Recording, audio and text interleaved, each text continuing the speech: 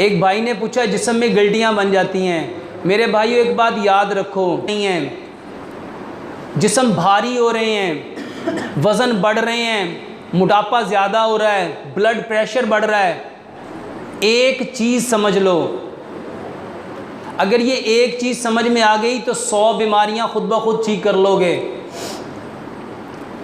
हमारा खाना सबसे ज़्यादा बीमारियां दे रहा है, हमारा खाना सबसे ज़्यादा बीमारियां दे रहा है। कैसे? मेरे भाइयों, मट्टी में जो खाना पकता है, जो मट्टी के बर्तन में खाना पकता है वो हकीकत में पकता है, और जो खाना सिल्वर में, स्टील में, नॉन स्टिक में,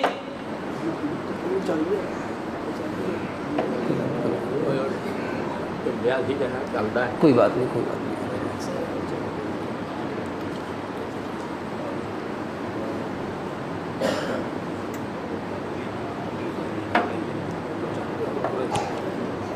बस ठीक है।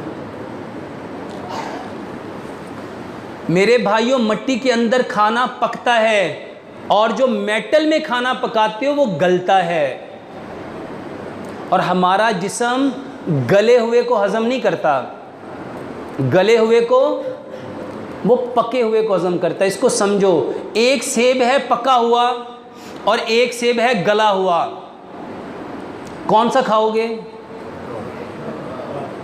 एक केला है पका हुआ और एक केला है गला हुआ। अब जो गला हुआ है वो बहुत नरम है, सॉफ्ट है, मगर क्या कोई उस नरम और सॉफ्ट को खाना पसंद करेगा? किसको खाना पसंद करोगे? लेकिन कितने अफसोस की बात है, आज हर शख्स खाना गला हुआ पसंद करता है। मेरे भाइयों, हमारा मैदा गले हुए को हज़म नहीं करता, किसको हज़म करता है? पके हुए को। आज से पीछे पलटो, सिर्फ 50 साल पीछे जाओ, उस वक्त घरों में हांडियाँ कौन सी थी? कभी किसी ने ब्लड प्रेशर का सुना था? कैंसर का कभी अपने दादे से या नाने से पूछो कि उन्होंने अपनी ज़िंदगी में किसी एक बंदे को कैंसर से मरते हुए देखा हो? मेरे भाइयों, सिल्वर, स्टील, टेफलॉन, प्लास्टिक के बर्तन जहर हैं। सिर्फ अपने बर्तन बदल लो, सिर्फ अपने बर्तन बदल लो, वल्लाह आपकी ज़िंदगी बदल जाएगी। और ये जो गिल्टियाँ बनती हैं, उसका सबसे बड़ा सबब खून का गाढ़ा होना है, और खून के गाढ़े होने का सबसे बड़ा सबब जो गला हुआ है, पका हुआ नहीं है। अब आपने प्रेशर कुकर में गोश्त डाला, अब उसमें दो चीज़ें हैं, एक प्रेशर, एक स्टीम है और एक प्रेशर है, एक गर्मी है और एक प्रेशर है। उस गर्मी ने उसको गर्म किया और उस प्रेशर ने उसको फाड़ दिया। अब गोश्त फट गया, हड्डियां पिघल गईं, और आपने देखा वाह भी वाह, कैसा ज़बरदस्त। बताओ पका है कि गला है? ये गला है। अब जिस्म में वही गोश्त गया, और आज जितने लोगों में ये वज़न बढ़ा हुआ है, जिस्म बड़ा, लोग कहते हैं हम खाते ही नहीं हैं, बहुत कम खाना खाते हैं, लेकिन वज़न फिर भी बढ़ रहा है।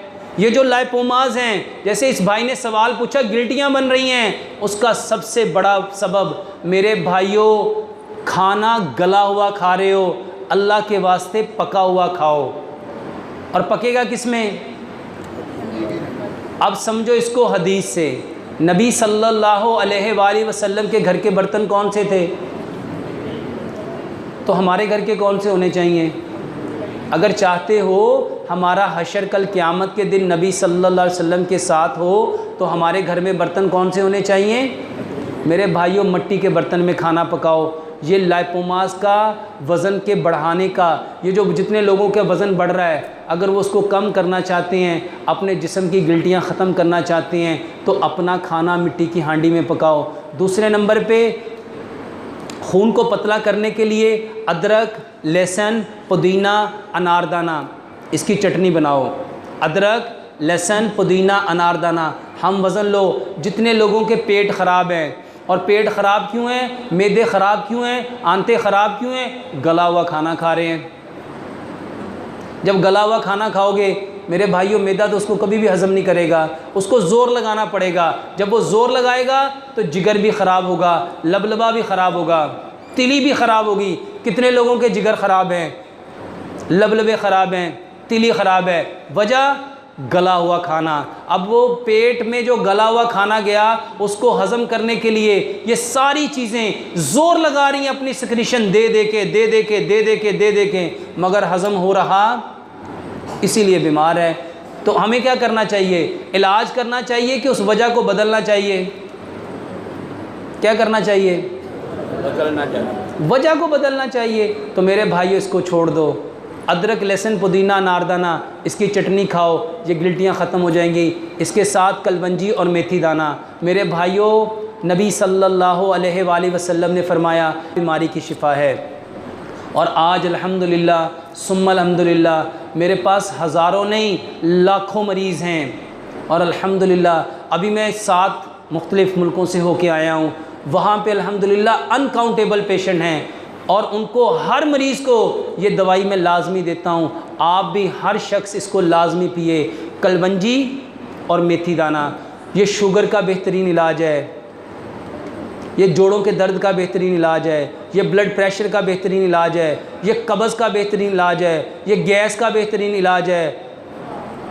औरतों के अंदर जितनी फीमेल जेनिटल ऑर्गन की प्रॉब्लम है, मेंसेस ठीक नहीं आते, बेहतरीन दवा है।